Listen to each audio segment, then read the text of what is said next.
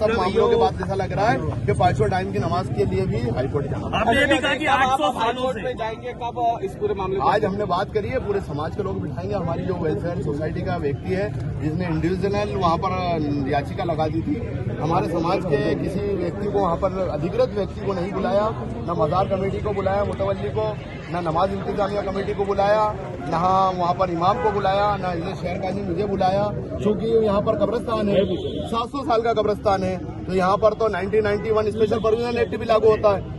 47 के बाद स्थिति नहीं बदल सकती। मजार पे भी 1991 स्पेशल प्रोविजन एक्ट लागू होता है, तो उसको सुना ही नहीं गया। उसमें हकीकत में यह है कि 2 साल के अंदर जो नोटिस आया था वो इंडिविजुअल किसी भी व्यक्ति को पकड़ा दिया गया, समाज तक तो उसकी खबर ही नहीं पहुंची। आपने ये भी कहा समाज तक उसकी खबर ही नहीं पहुंची और समाज ने अभी तक जवाब नहीं दिया। इसमें माननीय हाईकोर्ट को भी हम कुछ नहीं कह सकते क्योंकि हमारा जवाब ही नहीं गया।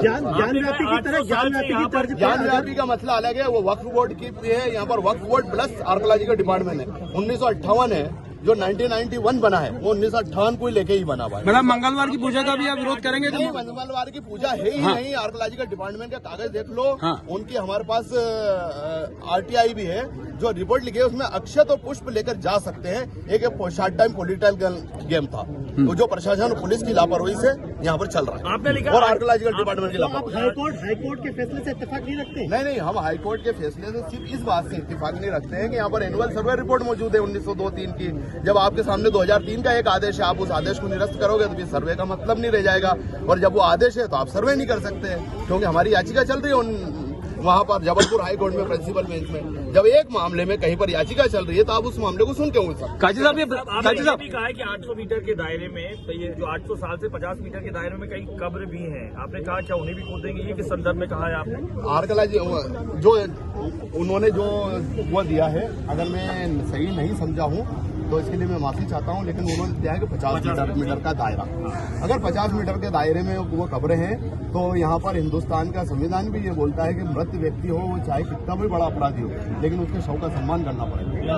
मतलब जो अगर बिल्कुल वो नहीं होगा। अगर वो होगा तो हम उसके लिए तुरंत वापस हाईकोर्ट जाएंगे। अच्छा, आपने ये भी कहा कि हिंदुस्तान के अंदर जितनी भी मस्जिदें उन्हें भी मंदिर बोला कि ये एक्चुअली में मुझे ऐसा लगता है कि जिन लोगों के पास ताकत है वो सभी लोग ये व्यवस्था बिगाड़ने की कोशिश कर रहे हैं। अब मोदी जी तो बोलते हैं कि सारा समाज हमारा परिवार है, तो मुस्लिम समाज भी उनका परिवार है यार, तो भैया एक बार हमारी भी तो मदद करो। अच्छा, आखिरी अरे काजी साहब जो रिपोर्ट है हाईकोर्ट के सामने जाती है 6 सप्ताह बाद फैसला आता है। इंग्लिश बोलनी पड़ता है। वो हम देखेंगे और जो भी कानून आधार होगा उसके हिसाब से। काजी साहब, ये ब्राह्मी में जो लिखे हैं, जो शिलालेख हो रही है, इसके बारे में आपका क्या कहना है? 1902 में अगर ये नहीं थे तो वो अभी भी नहीं थे। एक्चुअली में ये जितना भी मटेरियल आप समझ लो, ये मटेरियल गुप्त काल का।